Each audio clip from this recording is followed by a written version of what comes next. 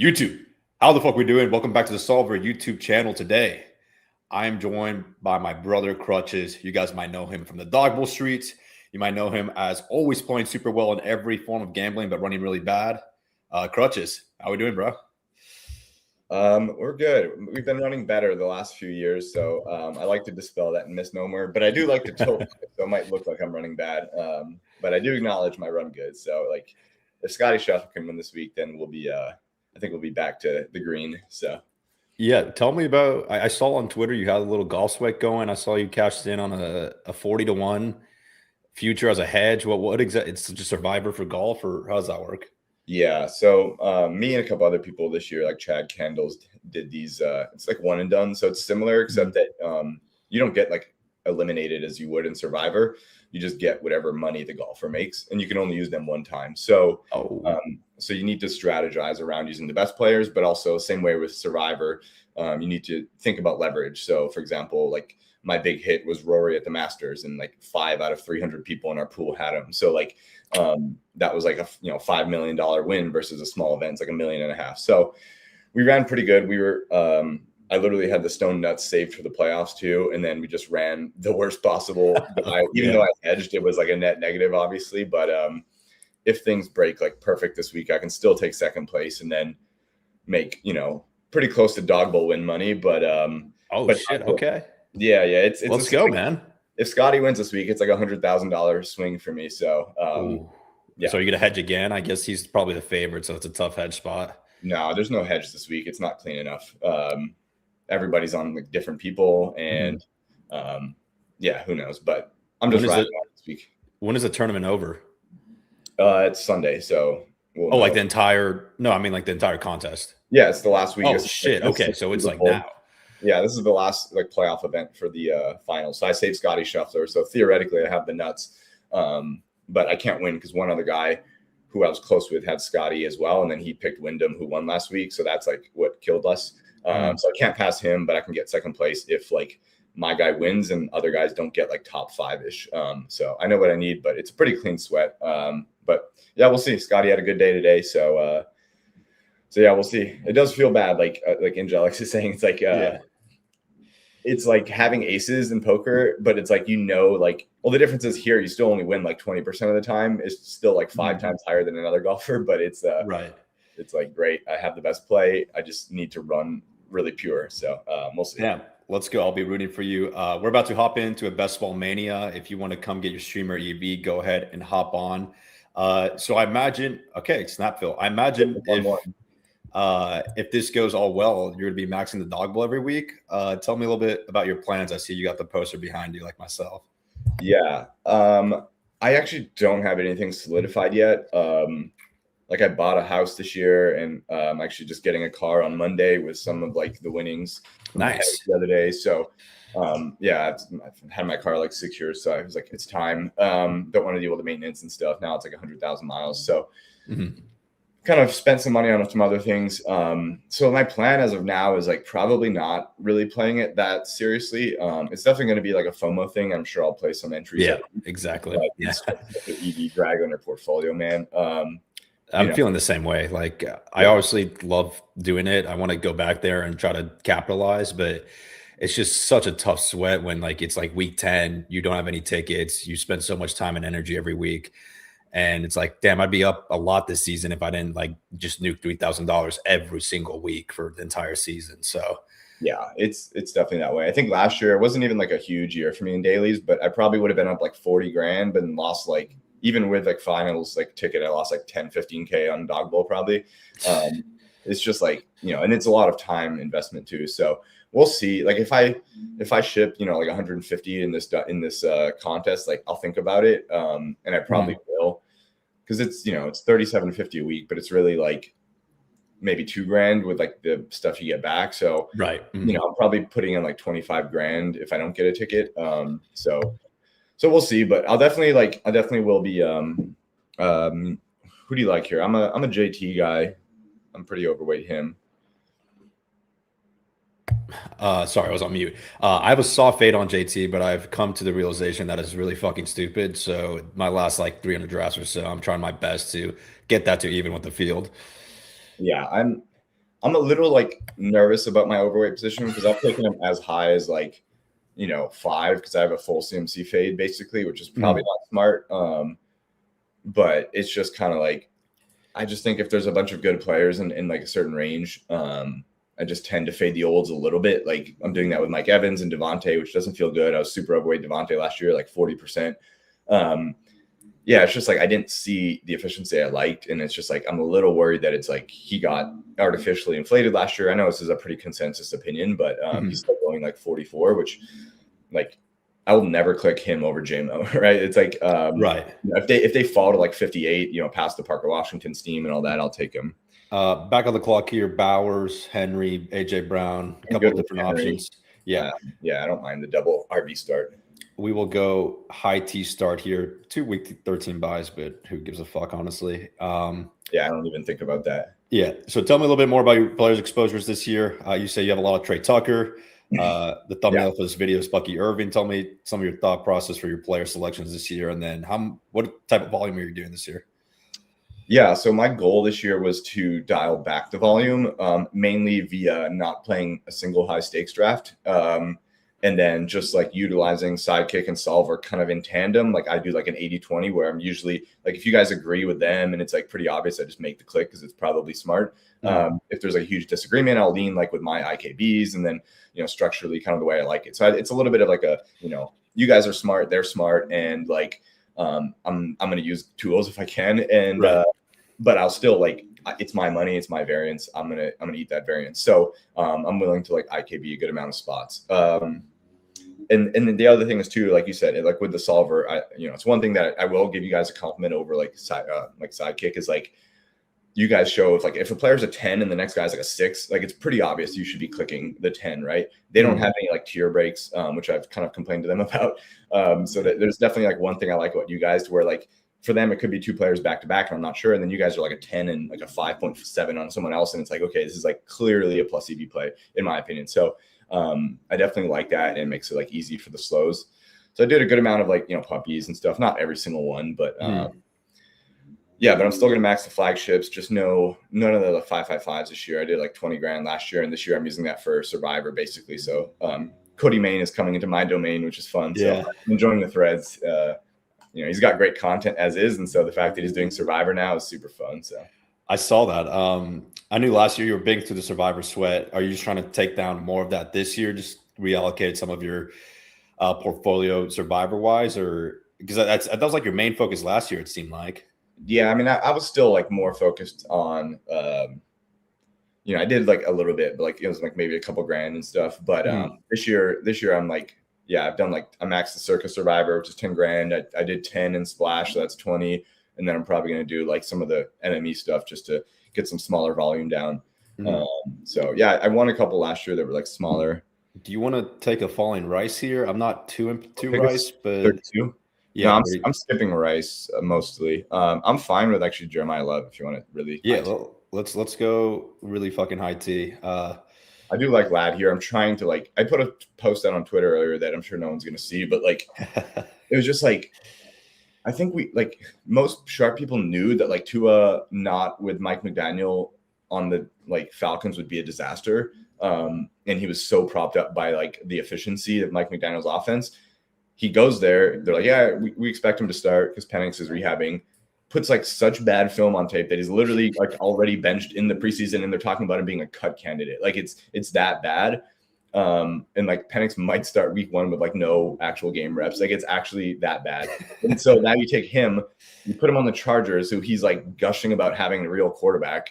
I mean, you do the Mike Nuggets. So it's like, he's like gushing about real quarterback. And yeah, it's hard to predict like which weapons are going to hit, but like, even like, I don't like the Hampton play just because I'm not sure what the volume's going to be, but it's like, sometimes I'm like, hey, I don't have any like JJ Hampton combos. I'm just going to do it because like it's that offense and he could break one of these weeks. So yeah, I mean, I know Silva talked about it with like the pod today about like best round picks. Who do you like here? Pretty broken. I'll probably lean Burden or Loveland, but I want to get a receiver, so probably Burden. Yeah, let's rip Burden. I like it.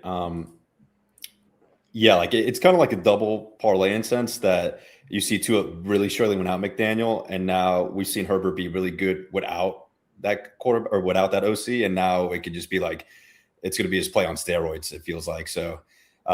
Chargers a situation where plus if Joe Alt and Rashawn Slater are healthy, like even Badish hurt, like I'm not saying I don't care about it, but like those two on the edges are really important. They can always keep a back in if they need to help with the center or whatever it is. So like, yeah, I mean, it's just like it seems like wheels up to me, and I have a lot of Justin Herbert when I can get him.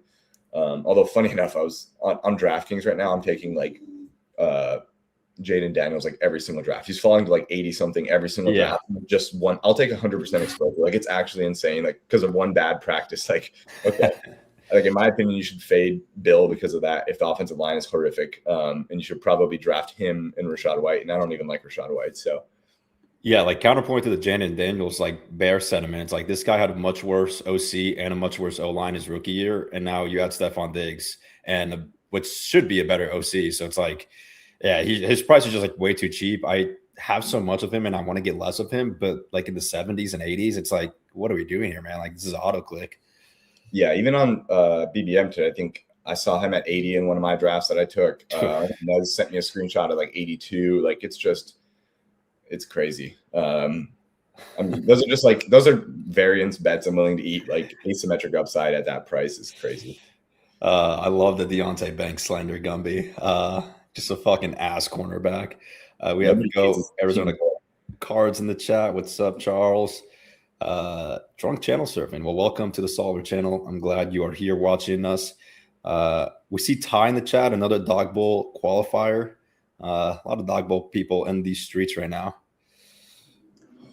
Yeah, I know you're fading these two guys. I want to hear a little bit more about your sentiment. If there's anything beyond just their age, who would you take right here, though? I assume no Mike Evans. There's one of two that I like here. So who goes? I would probably just do the P-Wash thing. Like I was kind of lower on him, and I feel like I'm gonna regret it. I still am like not completely sold on the profile, and I don't want to be like pure hype buying, but it does seem pretty clear. Like I like Christian Watson too, but like we can get another Packer later if we want to. So yeah, I'm willing to just buy into the Jag stuff and just hope that it's not all steam. So yeah, I was fading him hard at the beginning of the offseason, and then I've just slowly just capitulated. I'm like, yeah, like what if this guy's like a Monroe St. Brown 2.0? Like I'm gonna get really toasted. So I also like this is maybe like too deep of ball knowledge, but I think like Penn State doesn't develop very well. Like I think Levitan might have talked about this being like a State fan, and like you see like Drew Lar come out, look decent in preseason right away as a late round pick. Like you see, like even like it's the reason I clicked a lot of Singleton in pre-draft. I'm doing less of it now because I still like Tajay Spears. Like this year, I think Singleton's kind of like a Jarquez Hunter to me, like where I like the prospect, but I'm not sure it'll be a this year thing. And it definitely could be. But yeah, I think there's a chance that like Penn State, like he came out, didn't really play right away a ton, and then had to like find a role and was drafted late because of that. So I think there's some validity to that. So. Yeah, I agree. We see Josh Jacobs go 50th overall. I don't know if this guy's just like not up with the times or just thinks the suspension risk is just not there. But how have you been playing? Have you been taking like Jacobs in the 40s? Were you taking him at the 2-3 turn? How do you feel about him? I was at the 2-3 turn initially, but it was like hesitantly. I mean, I just don't love like the declining players that seem to lose a little bit of a role, even like if it's injury. But I took some there, and I've taken a good amount in the 40s. But this is ugly, man. What do you typically go here? This is 65. I like Marv, but okay. I like Ramondre. If you want to just take a fourth running back here, I'm gonna go Marv. I don't have enough of him. I've slowly been getting more onto him, and it makes sense with the Jeremiah Love pairing. We can, bet on the Cardinals being a little bit better than what the market perceives. Yeah. I was a Ramondre hater last year, and this year, like. I mean, I react to information, right? So I'm willing to be wrong. And so I think this year it's like he might not be pricey enough. I think a lot of sites are obviously massaging for ADP in the ranks. And so I think if you strip that, you'll see a lot of sites have him ahead of Ramon or Trevion, which now they're kind of flipping, especially with the little injury stuff on Trevion. But I just wanted to kind of click a lot of him. So. Yeah, he's one of my highest owned players. Just one, I got kind of lucked out because my OU bias, obviously, but also just seems like one of the mispriced players on the board this entire offseason. Like we saw Trevion kind of like lose snaps in important situations last year, and Yeah, like around the 70s, I've just been smashing Ramondre, so I like Yeah, it. I know you were asking about the old wide receivers. Like Hmm. Devontae, like I said before, I'm part of me like, yeah, he could smash again and do the same thing. But if anything, I want to click more like Corum and even Kyron. Just bet on a little bit of reversion. Like they're not going to feed an MVP award to Stafford again if that's the case. And then, I just think there's a little bit of maybe touchdown regression. And if he is like falling off efficiency wise, then I'd rather just click a young guy in that range, whether it's Christian Watson or or Parker or obviously JMO, those guys. I'd rather click them like every time.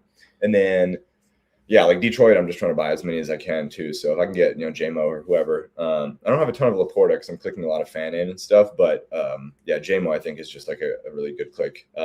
The only reason I don't is like structurally I like the running backs there, like we talked about Bucky. But I try to sometimes like force him and then just like hope Ramondre comes back to me in the next. Yeah, is fanning more of just like I'm betting on the talent? Or are you just aggregating all the rankings from all the trusts or all the sources you trust? What's your sentiment around fanning? Because to me, I get the projection, I get why it's high, but at the same time, the target competition compared to this year is just so vastly different. Yeah, I mean, I think you could argue if there wasn't target competition, he could be going at Tyler Warren range. So I think maybe it's priced in a little bit. And yeah, I wasn't a believer last year, just like he was still playing in the preseason, and I know they started sitting him later and stuff, but it was kind of too late at that point for me to get exposure. So this year, like I think it's legit. He did it in college. He's done it his rookie year. Like, yeah, it might not be as crazy as last year, like a 40% target share, but I think he's still going to be one of the guys there, and they're going to be bad in passing, and he's kind of probably the dump off guy, the low ADOT guy. So this is ugly. If DK goes, I'd probably advocate for him if this guy does not take him. If not, who do you typically go here? I don't assume you're a Jonathan Brooks guy, so okay, well, that makes it easy. Do you like DK? We get him 6 picks past ADP. Yeah, I have a good amount of DK. You guys have been ahead of him all year, and I've been mostly subscribing to you guys on that when there was a split. And I think other sites have come up on him, so I think it's a little bit of a consensus now. But yeah, I have a good amount of DK. I don't mind Brooks, but I try to still get him past ADP. I just don't think he's like a guaranteed smash there. Like I could take one of the Steelers backs, like Rico, if Warren's gone. So yeah, it just kind of depends on who's there. Yeah, regarding DK, like I know this is probably the guy ETR has gotten the most questions about, him or Addison, and we haven't projected so conservatively. So even like with those inputs, like he's still such a massive ADP value. He adapted to Aaron Rodgers like ADOT pretty well last year and had a lot more yak opportunities his first year with Rodgers. So he's just kind of like an easy click for me. And if the upside breaks right, like he's really going to smash. So I know we haven't like projected like bottom 10 and scoring, like I think like bottom 5 in pace. So it's like if any of those metrics are wrong and they're a lot better than what we assumed them to be, I think all the Steelers pass catchers are gonna be like a massive hit. Yeah, no, I'm with you. I mean, I'm overweight a lot of the bad teams, a lot of the Cardinals guys, a lot of the Jets guys. I do think there's like IKB spots. Like I'm pretty much fading all Titans, right? I think there are teams where I'm both on the clock here. Sorry. We have Laporta by ranking and solver score. T-Law if we want to stack up. Harvey. Okay, we'll go a nice little. I don't know if we'll probably stop at 4, maybe 5 if we see a good value. I'm curious to see where Marshawn Lloyd goes in this draft. But yeah, not a lot of tight ends. I'm in the same boat as you. Yeah, I even like with Survivor, like I DM'd Cody today or like just tonight, and I was like, I think I'm going to be irresponsibly overweight the Raiders week 1. Like I was already eyeing them, especially in the tougher contests. But like to me, I hate IKB a ton. Like I know the market is sharp, etc. But like every time there's like a huge coaching disparity, I'm like, man, I think like with Kirk, they're going to be solid early in the year, just like executing the offense. He's a year or 2 off the Achilles, like he looks a little better. Watching like the way they're just running screens and a lot of motion and stuff with Kubiak, it's like I'm just not. I think I'm worried about a little bit of like Malik Willis upside in games, but I think that's priced in, and I think I'd rather bet on Clint Kubiak over Jeff Hafley and Bobby Slowick. So yeah, there's some spots where I definitely like IKB on the offense based on my trust in the coordinator. In terms of like your priorities in sweating this season, is Survivor going to take the cake? Do you have any like high stake season long leagues? I assume best ball portfolio is probably like at the end of that list until the playoffs come around. Yeah, I mean, week to week, the Survivor sweat is pretty fun because you're basically rooting for all the worst teams in the NFL because the way I play is very leveraged. So I'm fading chalk most weeks. So like I'll probably have Stone 0 like LA Chargers against the Cardinals week 1. So I'm just gonna be like the biggest Cardinals fan in the world. And you get this kick in over and over, but it's like I just think especially early in the year, we don't know how good or bad these teams are. So last year, like the big chalk was Denver against the Titans. And if it wasn't for Callahan being the worst coach in the world, the Titans would have won that game. And it would have been like 40% of the field eliminated. So I'm going to take a lot of leverage early in the year and see what happens. But yeah, I think I told myself last year, even the high stakes crypto, like softer leagues, I'm playing 0 of them. I just don't have time. The only league I'm in is an old dynasty league just because like it's been going for 10 years or whatever. So. We got your boy Fannin coming up here on the clock. Would you be down to grab him if he falls? We also have KC, Worthy. No stacking. Nah, no stacks really. Yeah, let's just go.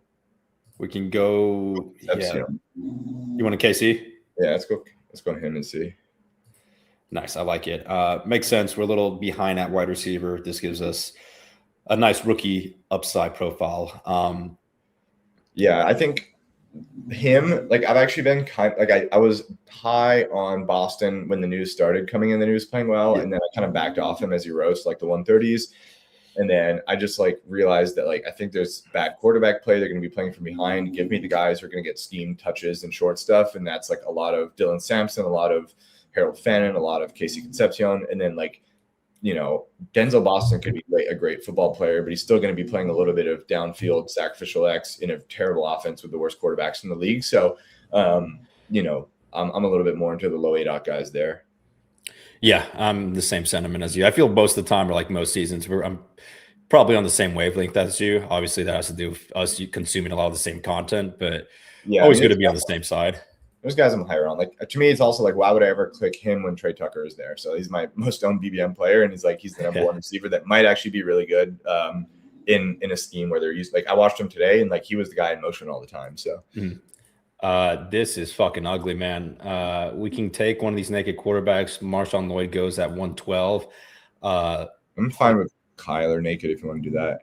Yeah. We'll get Kyler. Just stay on brand. You're still a Vikings fan, right? Or is that laundry just died out with all the gambling you do now? No, I mean I'm a fan, but I don't like. I have zero emotional ties to it. It's all right. Just, if they win, it's like, oh sweet. And if they were like making a playoff run, I would definitely have a little bit more fandom. But I'm not. I don't think I have like a jersey, or at least one that's like I think Cordell Patterson's like my newest jersey I have for the Vikings from when I was like a teenager. So I'm not.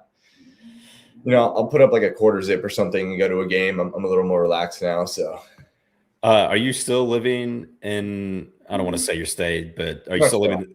Yeah. Okay. Yeah. So you just moved houses like in the same city you're at, or? Yeah. I found a really good deal on a townhome that was a little more central. So, long story short, I got like a crazy interest rate on it. So I did that and just kept the old one as a rental. So nice. Getting a little bit of real estate, but yeah, I was just all year I've been building my savings back up, and I was like, I could really use this one and done money for DFS season. So yeah, that's the sweat. But yeah, we'll see. I know you used to dabble with, I think, some MME in the past. For this year, are you planning to do? Well, what's your approach towards the salary cap contest this year? Yeah, I've done a little bit.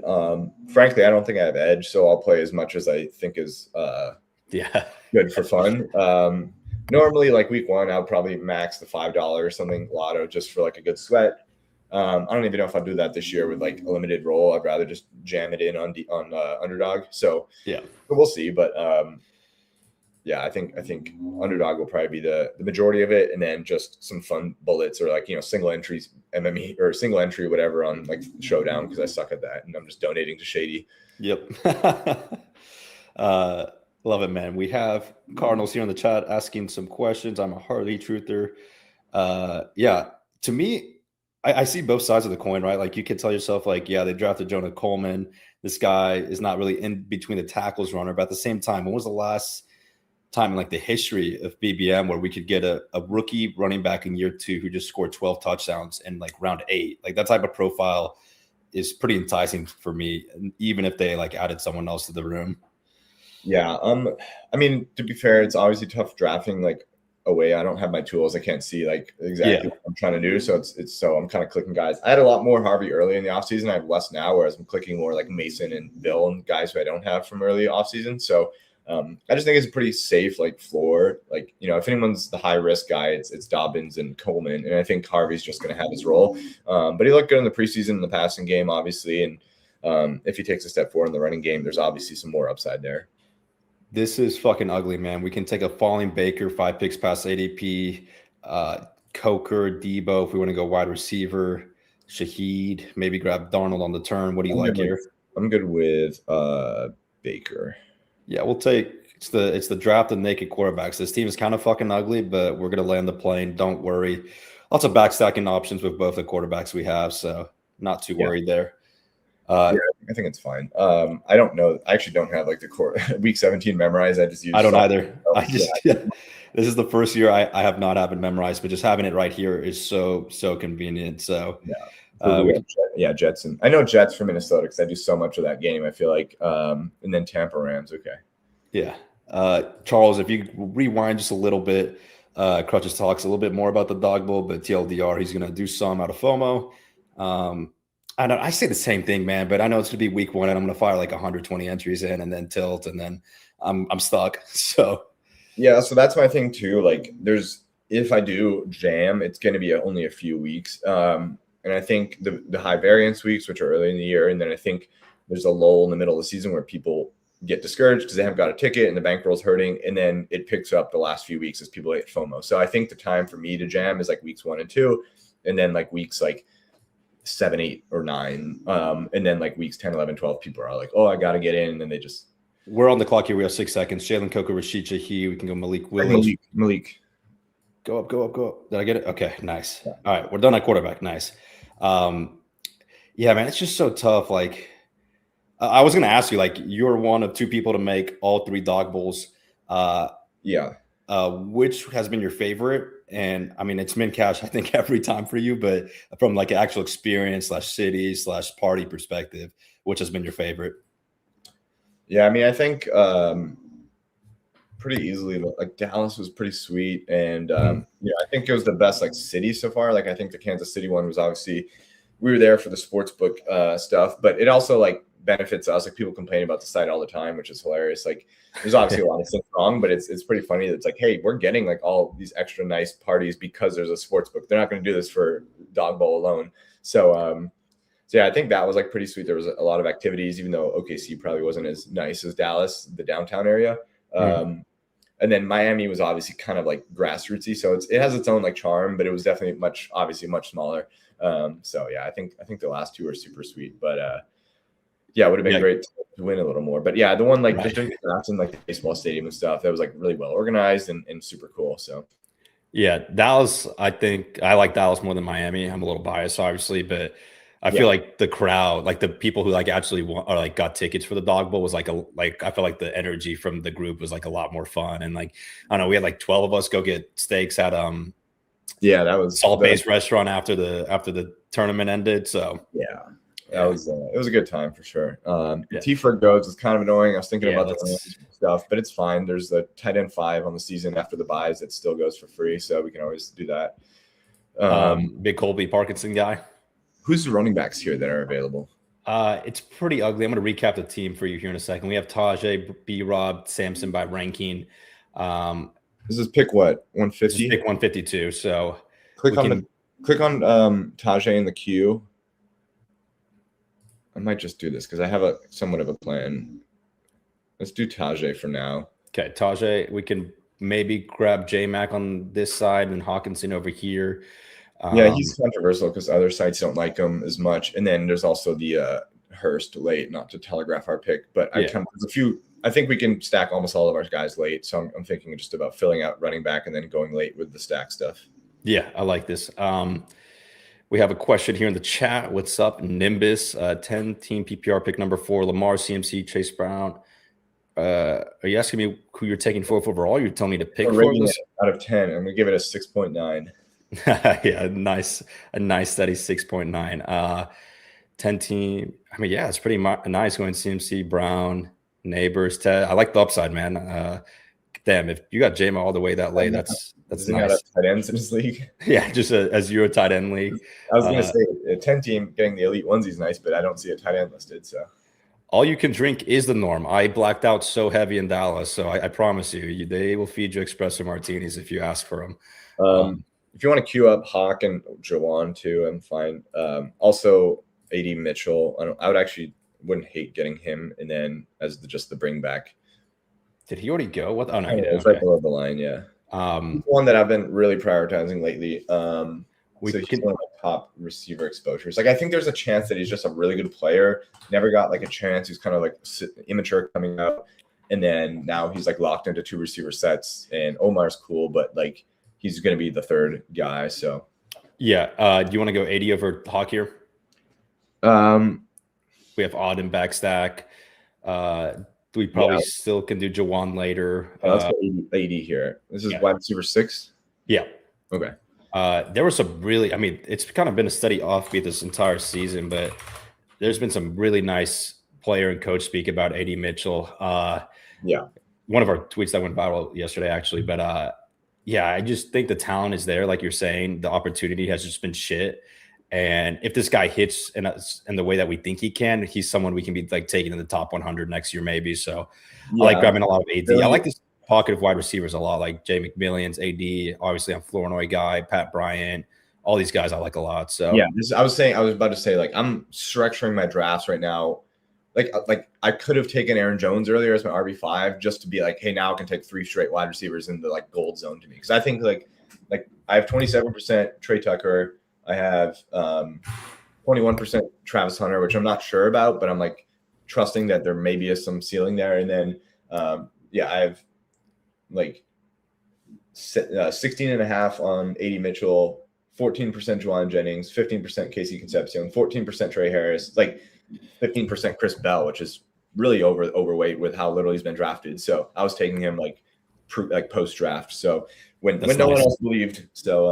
So now he's going to like the 180s and stuff. And I'm like, sweet, I can just diversify. Yeah, I think we have like our last 2 or 3 picks kind of set in stone. I think we know like the backstacking options we want. I'd probably say Hockeyer if he falls to us. This would be like I thought about 7-3, I think. Yeah, that's what I'm leaning. There's an outside chance we go 2 and just be like pray that I can say there. And I'm totally cool with that. Yeah, because I know the way like the risers are like balanced stuff right now, we have to take them earlier, and so I like Colby, to be honest, in the last round if we can get him as our tight end 2 or 3. I'm trying to get a lot of Mayer right now too, like over Colby. I had a ton of Colby early in the year, and I think I have 40% Colby in Eliminator as like a last pick. So nice, man. Yeah, Mayer has kind of been my favorite flavor for like the leverage tight end. I'm a Kolar guy for different reasons than most of the industry, but Kolar, Mayer are my 2 main tight ends. We can go naked Kyler, honestly. Like I don't really mind that. Offense is good enough where like he can spread it around and not be like hyper fixated on one specific dude in a given week. And I assume Juwan's gone. Jennings, no, he's still here. We can take Juwan if you want. So we're not going to get. We can do like skip him. 3-5. Do you want to pull up Odd in his stack with Baker and then? I'll say let's pull up. What pick is this? This is 176. And Odd is what, 193. Go. Fuck it. Pull up Chris Bell. Chris Bell. Fuck me. Am I gonna get this sometime? We should be good. Chris Bell. Oh. I know this is like a gig or each, but I'm just trying to think. Yeah, it doesn't fucking matter right now. So, he's the most steamy of the guys we're gonna take. So I was like, let's just lock him up, and then we'll get negative CLV here, but we'll get the harder part drafts. Yeah. At this point in the offseason, I do not give a fuck about ADP. Like past 150, I'm like, just go get whoever the fuck you want. Here's the thing, I do, because I'm like, like I agree with you. Like he's, it's the $1 auction player metaphor that gets overused, but it's true. And so like that's true. But over a portfolio of like, 600 drafts or 1,000 drafts, like I'm going to be taking mostly fallers, and I'm still going to get overweight the guys I want. So, in this case, I just like team's a little disjointed. So I'm trying to pull up the guys and just like, let's get a little correlation in here and see what happens. I also think like, obviously I'm biased. I have 49% Chris Bell in pre-draft, and he was going 20th round. So it feels like a really, really nice bag to have. And so like, I kind of like, I watch Hayden Wink stuff. I know he's a film guy. So I'm like the fact that he's like a late first talent and was like falling because of the injury stuff. Like, I'm pretty excited. Like, it's like, he's built like AJ Brown. Like it's fun. Yeah. You want to grab Odd in here? Yeah. Yeah, Bell and Stribling were like my two darlings in the round 20 and the pre-draft stuff. I love them both a bunch. Obviously, have ran really fucking hot on Stribling, but yeah, the second Winks comp to AJ or comp Bell to AJ Brown, I was like, all right, I'll just like start blindly taking him on every draft now. Yeah, it feels good when you're ahead of the hype, like me with Trey Tucker. On DraftKings, I have some even stronger stands because the pricing is more wrong, so I think it's natural to be more concentrated. But I think I didn't even really realize. I looked at like Solver Best Ball Explorer yesterday, and I had 31% Pat Bryant at 200 ADP. Like, yeah, it's like so wrong for so long. So free. Yeah. So it's some of those. It's like it feels real nice.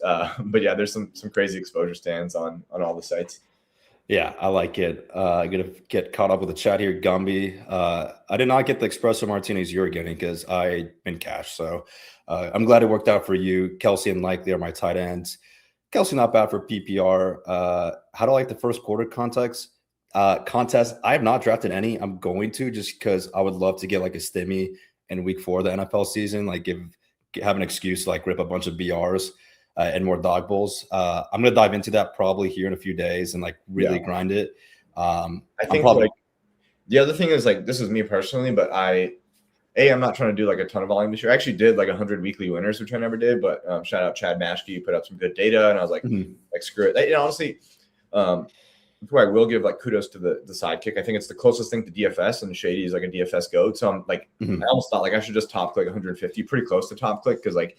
It's the closest thing to a DFS contest. You're just not projecting 1 week, but it is more similar. So, so I did like 100 of those in like sets of 5 or 10. Yeah, the nice thing is like Solver's quicker than their Sims like loading. Yeah. Sometimes I'll just top click your guy just in case I'm going to run out of time, and I'm on the clock in like 5 at once. Yeah. All right, let's focus in.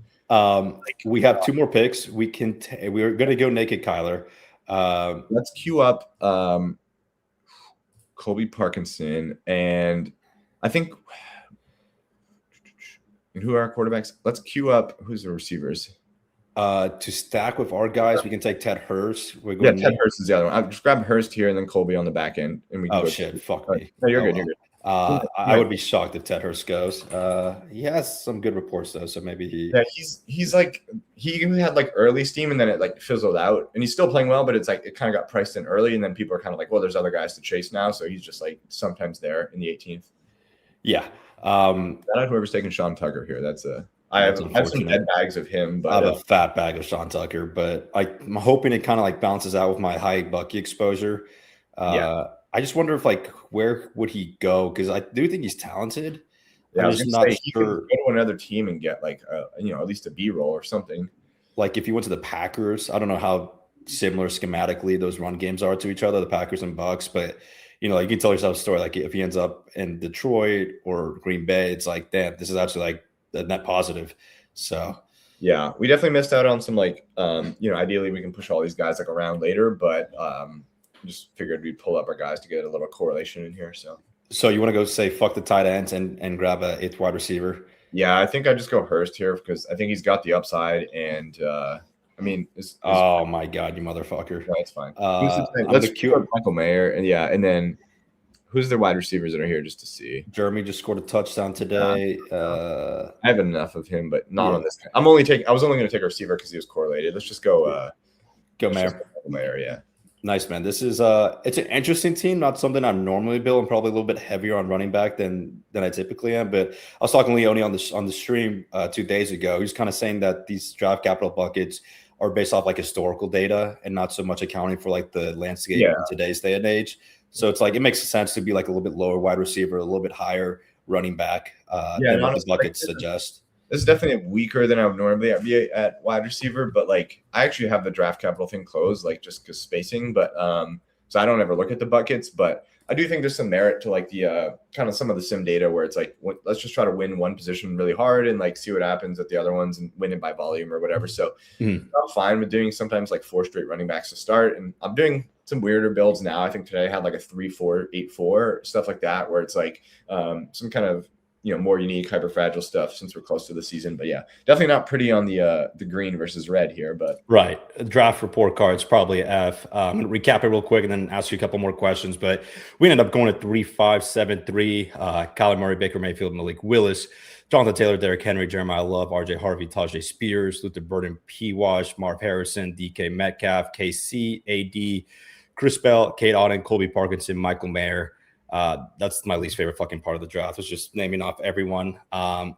We have a lot of week 17 correlation, which is really nice. Yeah, I was gonna say we have Kyler naked, but like, here's my thing, and I was actually gonna shout him out as like a fun sleeper, but I mean he's not draftable, but I just think it might be an interesting flop lag year for him, and that's Ty Felton. So like, let's say it's week 17. JJ's hurt or whatever, or Addison's hurt, and the fun thing is like Ty Felton's actually a JJ replacement, so he played the X a lot, like when JJ or that position. So like, we can always get that run out. Obviously I'm making a storyline, Kyler Murray, you get the AD Mitchell bring back, then you get some Ty Felton, TJ Hawkinson, whatever, spread out touchdowns, or you get the Baker Mayfield, like we have the other two stacked, so they can always pop in week 17. Chris Bell late in the season could easily be their number one receiver. I mean, should be probably in theory. There's some fun stuff there. And then we have the Colby Parkinson bring back. I think, I get why there's like, it's not a sexy pick because everyone wants Terrence Ferguson, which I get, it's fun. But like this guy was the tight end 5 overall post bye when they started running 13 personnel. So like, there's nothing to say, people are like, oh, Higbee's back. I'm like, Higbee's like, he's like the Cooper Kupp of that team. He's like the tight ends coach / player. Like he's, I respect him, but it's like, he's just there like riding out his last year of his contract. And, they brought in Max Clare. He's like, a next year thing, maybe a rotational guy, rotating with Davis Allen, whatever. They're going to run the shit out of Terrence Ferguson and Colby Parkinson. And one of them is like going 50 picks above the other. And one of them had like 25-point half PPR fantasy weeks. Like the disrespect it doesn't really make sense to me. So. Yeah, and to me, it's kind of like I'm kind of treating Ferguson as like just a wide receiver 3, and then Colby just like as the tight end 1. So I know that the Rams tight end 1 goes a lot earlier, but this guy's still gonna have a red zone role, and that's like what we're hunting, especially in the late round. So I think Colby Parkinson, given his ownership and how he finished the season last year, he's just like a really good click that people aren't giving him enough credit for. Yeah, and that's the other reason I'm like, I'm obviously gonna click Puka at 4 like every time, but. Like even with Devontae, it's like, what if they run a bunch of 13 near the goal line? It's less like Devontae, fed at the goal line, and they run a bunch of 13 with Terrence Ferguson and Colby Parkinson plus Davis Allen or whoever else plays the third guy. And then they just run, the naked boot, easy touchdown. Like it's literally such an easy play, like so hard for defenses to defend that traffic coming over the middle. It's like a cheat code play. So yeah, like a fade to Devontae is sweet, but I mean, it's obviously great talent, and he obviously is very good at that, which is why he's done it over the years. But there is an easier play to spam, and that's like 3 tight end, naked boot, dump it. Like it's just, it's free. And so, and then you balance that with the, halfback dive with Kyron, and it's like pretty hard to defend them at the goal line. So, there's a lot of goal line upside in there. And that, tight end, the reason we do a lot of 3-4 now is because even Eliminator last year, I did like two punt tight ends. I was pretty strict. And then obviously I got kind of killed, and a lot of tight ends were useful because the new like shifts in the NFL. But I think this year I'm doing a lot of 3 tight ends, but I'm still punting for the most part because I'm trying to hit touchdowns. I can take Michael Mayer, I can take Colby Parkinson, Charlie Kolar. So, that's like my thesis is like you can still take, 1 decent tight end and then take 2 in the last rounds and then grab all the steamy guys when they move up, like get them in the 15th, 16th. So. I love it, man. We're going to answer one more question before we get out of here, do some housekeeping stuff as well. Charles is asking, what player can finish number 1 fantasy after position that no one is on? I'm putting you on the spot, but who comes to mind for you? I first thought Travis Etienne, but he won't finish number 1 overall, so I'm gonna take that back. Number 1 that no one is talking about, maybe Zay Flowers. If he just really hits the nuts like touchdown wise, you can maybe say that. It's still a little bit of a stretch. It's really tough. I think. Yeah, this is so tough because it's like, there's a certain tier where it's like there's, especially like receiver stuff because you have to be really good, be on the field all the time. So like obviously you could say a backup running back who's really good, but I mean I just don't think that's the talents there. So I would say like ADP wise, it's like probably Justin Herbert. It's like the last one. Like he could easily, like I think he could break fantasy this year, like put up Josh Allen level numbers. So he's probably like if you're talking about the last guy, he's going 2nd round, buddy. Jeez. Yeah, no, not DJ DJ. Moore. No, That's one I have a fade on still. So I'll take him yeah. at like 58 if he falls sometimes. But yeah. Yeah, man. Little housekeeping thing. This is brand new. If you update your solver draft assistant to the latest version, there's a couple new updates. But more importantly, and close to my heart, is now we have news on here, all aggregated by Mike Nuggets. We're using all our data and our quote feed to make our own player blurbs. And this is updating constantly throughout the day. So if you have any players, you can click on and read their blurb, what's up to like all the latest news on them. And then you have a news tab on the solver widget where you can just read up upon anyone here. And then also, if you don't like a guy, if you say, Leone, we don't like what you have to say, you can boost or dock a guy in your rankings, and it stays like that for the entire slate. So a lot of interesting stuff coming out with the solver. Krutches, before we get out of here, do you want to tell people where they can find you? And I appreciate you coming on. I know you're not feeling too good right now. So no, you're good. I hope my voice was like tolerable to people. It's probably just nasally and low right now. But no, I mean, you guys, I'm on Twitter. You can just search Krutches and probably find me. Something with McDonald's in my username. But yeah, it's like, I would say, I'll be probably just tilting my face off, posting about some crypto stuff, posting about, Survivor and one and done or whatever, just having fun. But I'm obviously, if people have questions or whatever, I'm obviously there to help. What was I going to say? Yeah, I saw the new features, pretty cool. One thing, if I can ask the devs, if I can, like, I'm looking at combos, if I can set it to like one contest, because I don't care what I did in a puppy. So I usually always have to clear and then select. Like this part? No. So like, yeah, but like if you go to like click your fees and your contests, I always hit clear and then BBM because I only care about my combos in BBM. So or like 555 or whatever. Yes. That's what I did in a puppy 4. So like I'll always clear and then hit that, and I usually only look at it for the first couple rounds, 3 rounds, let's say, and then I'm naturally diversified. But yeah, that's the only one thing. It takes like 2 extra clicks. Not a big deal, just like a very small thing. So. I will let the devs know. I wanted to ask you 2 more things before we get out of here. 2, are you trading any of the meme shit coins on Robinhood? And 2, have you tried the new Chick-fil-A sandwich?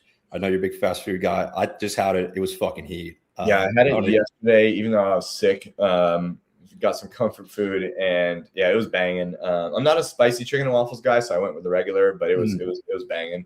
Definitely one of the better fast food items I've had. But I don't do Chick-fil-A too often.